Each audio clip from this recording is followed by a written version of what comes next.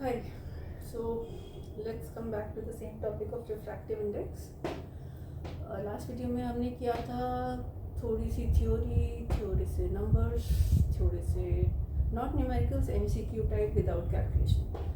Now we come back to theory of refractive index and again उसमें देखते हैं क्या है.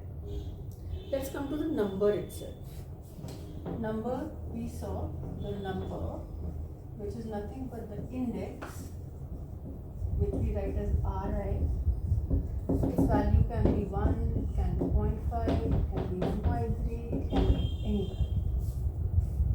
Okay, this is one thing that we've already done.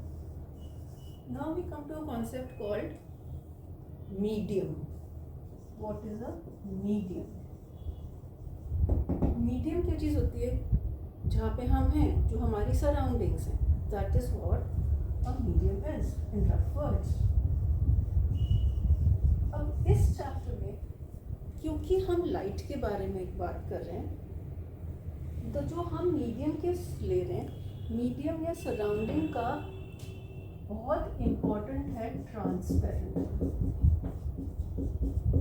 The very essential condition for a medium to be called a medium in light chapter is that it should be transparent. Light should be able to pass through it. उसके through जानी चाहिए. जैसे अगर मैं बोलूँ is this duster a medium for light chapter? No, it's not a medium. Why? Because it is opaque. Light will not pass through it. But if I take air, right now my surroundings are air. It is a transparent medium. It is a transparent surrounding. So I can call air a medium. Glass is a window glass, उसके through light जा सकती है, so that will be called a medium. So important thing about calling anything a medium that it should be transparent. Examples हम क्या समझ सकते हैं इस चैप्टर के लिए? लाइट के लिए mediums can be glass, can be water, it can be air, it can be honey, it can be vacuum, blah blah blah blah. You can have so many, lots and lots of mediums. Alright. Now अभी अलग अलग है तो कुछ तो इनमें अलग अलग बात भी होएगी. It's not that all of them are same, yeah. All of them are absolutely different. Medium की दो कैटेगरीज बनाते हैं. एक बोलते हैं rare medium.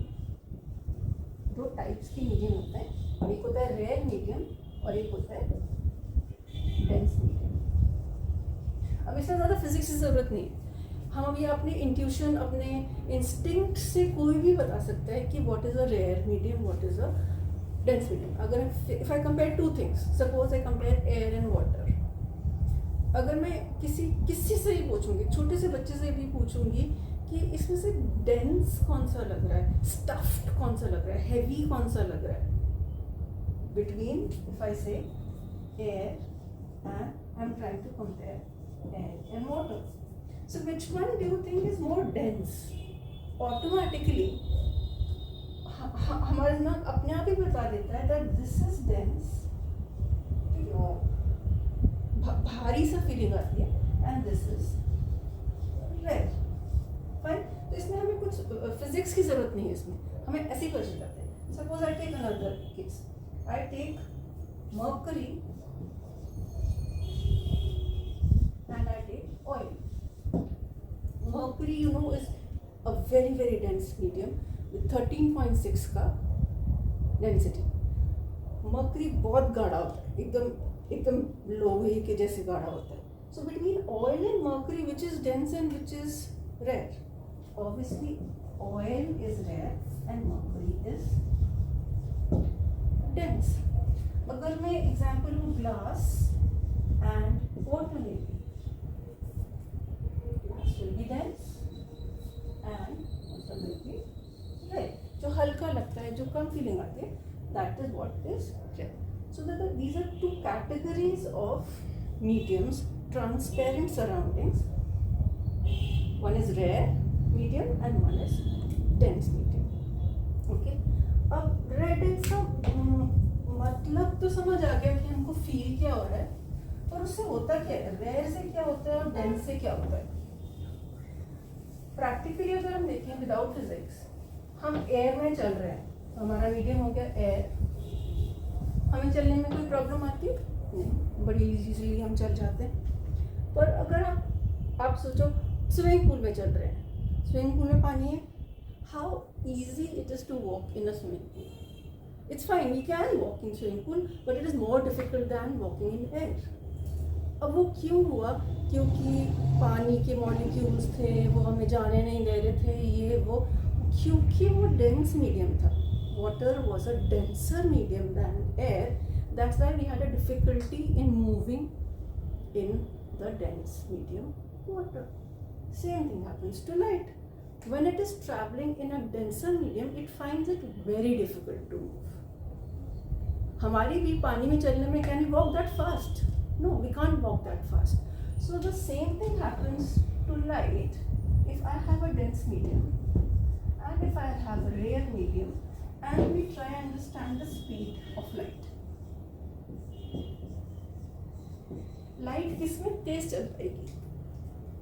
Obviously rare medium में, क्योंकि उसको कोई ऑब्स्ट्रक्शन नहीं है, और आराम से जाएगी, चली जाएगी जहाँ उसको जाना है। So the light will be faster, या you can say that the speed will be high. What will happen in a dense medium? The dense medium will provide obstructions to its movement. It will not be able to travel that fast. It will become slow, or it will have less speed.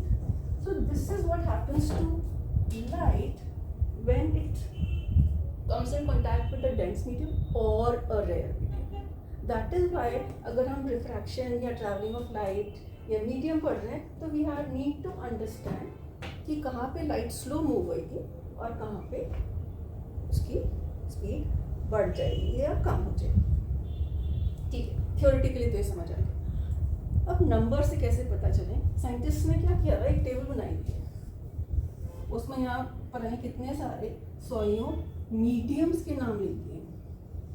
हम भी लिख देते हैं 2-4, air, water, glass, diamond, ऐसे थोड़े से ये transparent mediums हमने लिख दिए। और उन्होंने क्या किया, एक दूसरा कॉलम बनाया जिसके अंदर लिख दिया रिफ्रैक्टिव इंडेक्स, और इनको सबको एक वैल्यू असाइन कर दी। उन्होंने एक्सपेरिमेंटली थोड़ा सा देख के, सोच के, पता करके असाइन किया है। But for us right now कि इन सब के पास एक एक वैल्यू है which is called refractive index.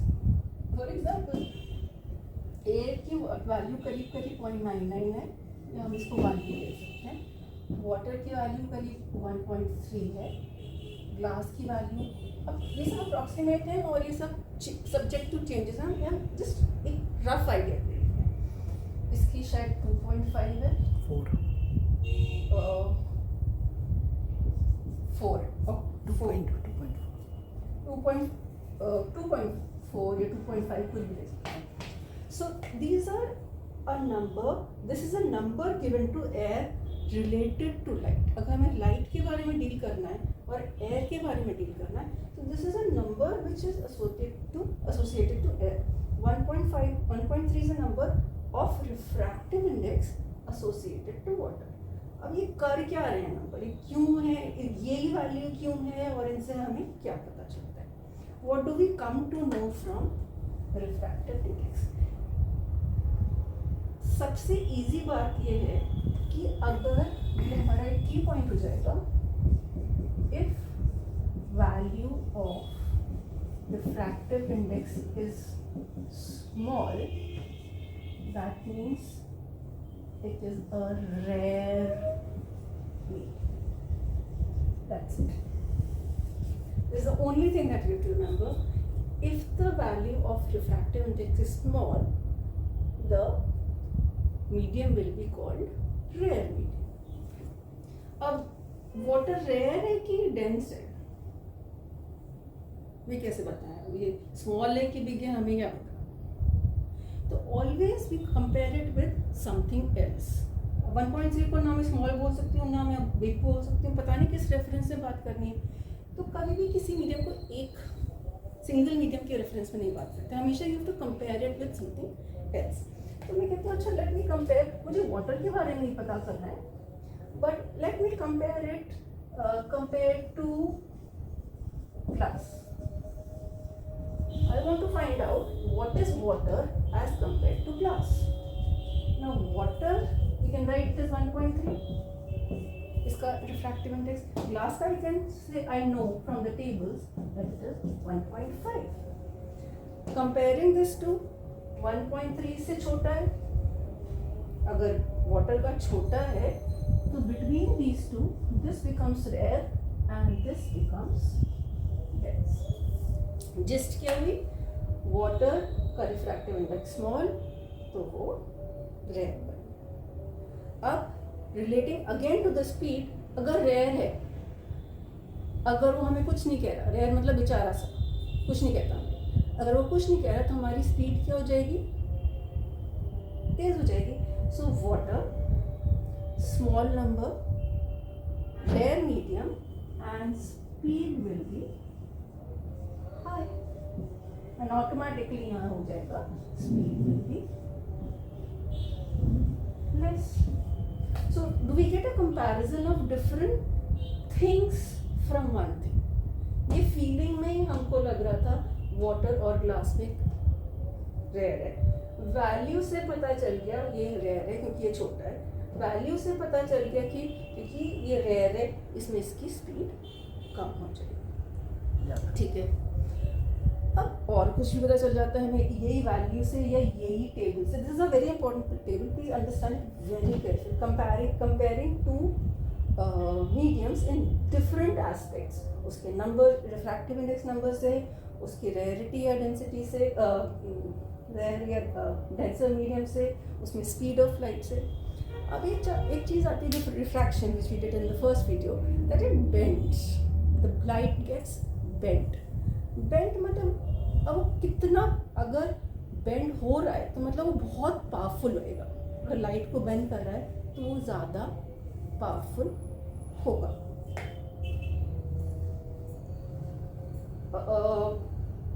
जो डेंस मीडियम होता है, व्हाट इज डज इट, वो हमें अपने रास्ते पे जाने नहीं देता है, वो हमें धक्का देता रहता है, धक्का देता रहता है। कहाँ धक्का देता है, धक्का दे, अब ये कि गोल्डन रूल है जो हमें याद ही कर देना है, उसके बिना नहीं चलेगा।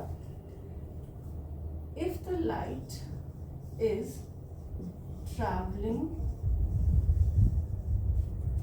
और शॉर्ट में लिख देते हैं, इफ लाइट तो है ही chapter, if it is going from dense to rare, rare to dense, then the रे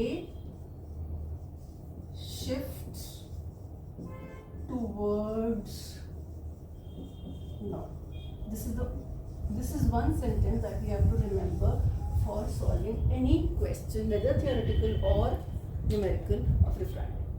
अगर हमारी लाइट रेयर से डेंस में जा रही है तो वो नॉर्मल की तरफ शिफ्ट हो जाएगी। This is what we have to remember. Now let's understand इसका मतलब क्या हुआ।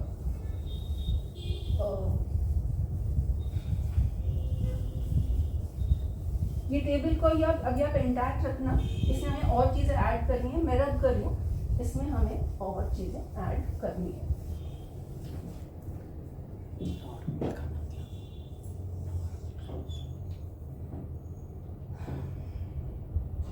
So this is suppose one medium A, this is another medium B, this is the normal we have drawn. Normal is always at the, जहाँ पे वो कहीं पे भी नॉर्मल नहीं बना सकते, मैंने देखा है बच्चों को यहाँ नॉर्मल बनाते हैं, यहाँ कहीं भी बना लेते हैं, ऐसे नहीं बनाते हैं नॉर्मल। जहाँ पे इंसिडेंट लाइट रे टच कर रही होती है सरफेस को, उस जगह को एक 90 डिग्री लाइन बनाता है, which is called the normal. अब ये ओरिजिनली तो इधर जाती है लाइट और अब मीडियम चेंज हो गया तो वो बेंड होनी चाहिए। अब ये यहाँ जाने टुवर्ड्स नॉर्मल का क्या मतलब हुआ, ये भी नॉर्मल है और ये भी नॉर्मल है, तो ये लाइट इतनी ज़्यादा घूम के उधर की तरफ बेंड क्यों होएगी? तो क्या करती है, अपने पास वाली नॉर्मल को ढूंढती है। इसका पास वाला नॉर्मल ये रहा, तो ये जो लाइट यहाँ जानी चाहिए थी this is called bending towards the normal. देखिए इधर से it bends, this is the normal, it bend towards the normal. ये तो हमने रूल क्या लिखा है, रेयर से जब लाइट डेंस में जाएगी, यहाँ से आ रही है यहाँ पे जा रही है, दैट मीन्स रेयर से आ रही है और डेंस में जा रही है, the light will shift towards the normal. यहाँ जानी चाहिए थी, उसकी जगह it has shifted towards the normal. This is what is light bends towards the normal. अब इसका ऑपोजिट रूल बिल्कुल सेम हो जाएगा. If light is going from dense to rare, it will go away from normal. Suppose ये हमारा पानी का tank है, यहाँ पानी भरा हुआ है, यहाँ एक बल्ब है, okay, and this is air. This is one light ray which is coming. This is the surface where the water meets the medium air. This is water medium and that is air medium. This is where it comes in contact with the other medium. It's crossing the medium. It's changing the medium. Now, कौन सा rare है कौन सा dense है, अच्छा हमें value नहीं भी पता, हमें पता है कि this is the dense medium. हमें अपनी फीलिंग से ही पता है कि this is the dense medium and this is the rare medium. Okay, यहाँ पे लाइट जा रही है बल्ब से, तो एक नॉर्मल बनानी पड़ेगी हमको. हमने यहाँ पे एक परपेंडिकुलर लाइन बना दी, ये जा 90 डिग्री नॉर्मल हो गई. अब रूल के अकॉर्डिंग क्या है, when it is going from dense to rare, is it going from dense to rare? Yes, it is going from water to air.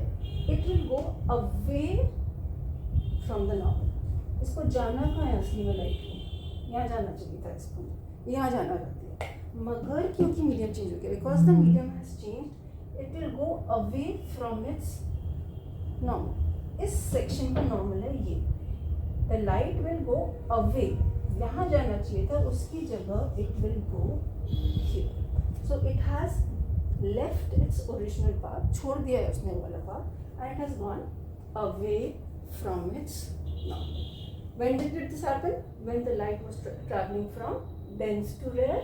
In this example, it was traveling from water to air. So when it was traveling from water to air, it went away from the norm. Okay. So yeah, we have these two diagrams in place. अब इससे उस table में हम क्या fill in कर सकते हैं? उस टेबल में हम क्या फिल इन कर सकते हैं? मैं इसको थोड़ा सा नीटन अप कर देती हूँ, जिससे हम कुछ लिखने सकते हैं. इसके अंदर फालतू की चीज़ें हटा देती हूँ.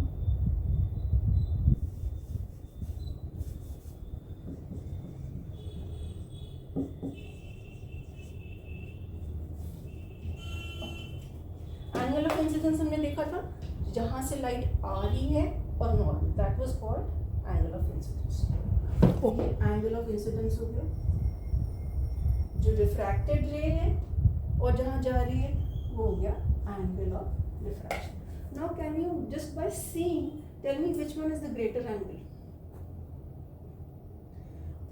ऑलवेज रेयर मीडियम में whatever angle it is, the angle is bigger, चाहे वो आई हो चाहे वो आर. तो आप वो जो कॉलम्स थे उसमें जो रेयर मीडियम वाले लिख रहे हो, उसमें आप लिख सकते हो the angle is always bigger than the other angle. इसमें चेक कर लेते हैं. इसमें ये रेयर मीडियम है, ये एक एंगल है, ये एक एंगल है. कौन सा वाला मीडियम का एंगल बड़ा है? रेयर वाले का बड़ा है. So again the same thing, in rare medium the angle is bigger and in the dense medium the angle is smaller. तो अगर हमें रेयर डेंस पता है तो हम ऑटोमेटिकली पता लगा सकते हैं कि एंगल छोटा होगा, बड़ा होगा, आई बड़ा होगा, आर बड़ा होगा, कौन सी वैल्यू किसको जाएगी वो ऑटोमेटिकली पता चल जाती है if we know which is the rare medium, which is the dense medium. Okay, now let's combine all this and do some MCQ kind of oral quick questions. You just draw a diagram know nothing about it, no calculations required, no nothing, but we'll still know a lot of things. Okay, so let's see. I'm drawing a diagram. So there is a light which is coming from here. I will have to have a normal. I make it like this, my wish. Okay, it is going here. This is medium A, this is medium B. So let's understand what is happening in this. Let's find out different points upon this. Just ये दिया और कुछ नहीं दिया, and they have asked you 10 questions about it. And believe me that you can answer 10 questions based on just this. So what is your first medium? Initial medium? Obviously, यहाँ से start हो जाए, initial medium becomes B. Initial medium B है तो second medium या final medium क्या हो जाएगा? Second medium will become A. Or let's make the column A and B and write in that. That's a better way. We'll make columns and write different things about A and B. So A is the second medium, right? क्योंकि light यहाँ से आई और यहाँ A में जा रही है. So A becomes the second medium. This becomes the first medium. Fine. Now angles हमें दिख रहे हैं. एक ये एंगल है, एक ये एंगल है. ए मीडियम का एंगल छोटा लग रहा है कि बड़ा लग रहा है? बी मीडियम के एंगल्स छोटा ही लग रहा है. So here we can say that the angle is small and here we can say कि एंगल बड़ा है. Now the moment we come to know this, हमें पता होता है बड़ा एंगल किस में होता है. बड़ा एंगल मतलब वो आज़ादी से घूम रहा है, जहाँ मर्जी जाओ घूमो फिरो, मतलब this becomes a red medium. वो किसी को कुछ नहीं कहता, बहुत शांत है. बट मगर ये इसके ऊपर रेस्ट्रिक्शंस डाल रहे हैं, ये उसको दबा रहे हैं. That means this will become a dense medium. Fine. ये डेंस बन गया क्योंकि इसका एंगल बहुत छोटा रह गया. अब डेंस मीडियम क्या करता है? हमें जाने देता है, हमें फास्ट फास्ट चलने देता है कि नहीं चलने देता है? नहीं चलने देता है. पानी में हम फास्ट नहीं चल सकते, तो हम स्पीड के बारे में क्या बोल सकते हैं? Here the speed of light is less और मोर. डेंस है, जाने नहीं दे रहा है, तो उसकी speed obviously will be, speed of light will become less. And इसको ऑपोजिट यहाँ लिख देते हैं, स्पीड ऑफ लाइट इज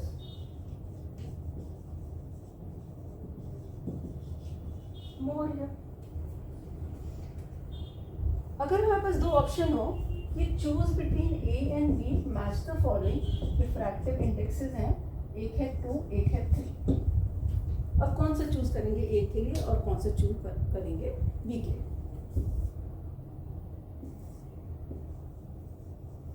अभी हमने डिसाइड कर ही लिया, इतना सारा होने के बाद डिसाइड कर लिया ए डेंस है, कर लिया ना. ए डेंस का मतलब रिफ्रैक्टिव इंडेक्स का नंबर डेंस का नंबर बड़ा होता है. ये डन दैट. तो जब ए डेंस है तो ए का नंबर बड़ा होगा. So this is how it will match. So here you can say that the refractive index is 3 here, and here you can say refractive index is 2. So this is how, just by knowing a simple diagram, we can come to know a lot of facts about the diagram and what is happening.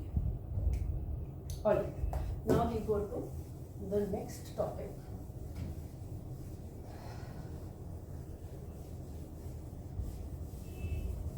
We could have also added angle हमने लिख दिया था शायद, angle small हमने लिख दिया था. अगर नहीं लिखा था तो मैं A में angle small लिखना था. I don't remember if we wrote. And B में angle big लिखना था. If you've not written, just add that. Okay.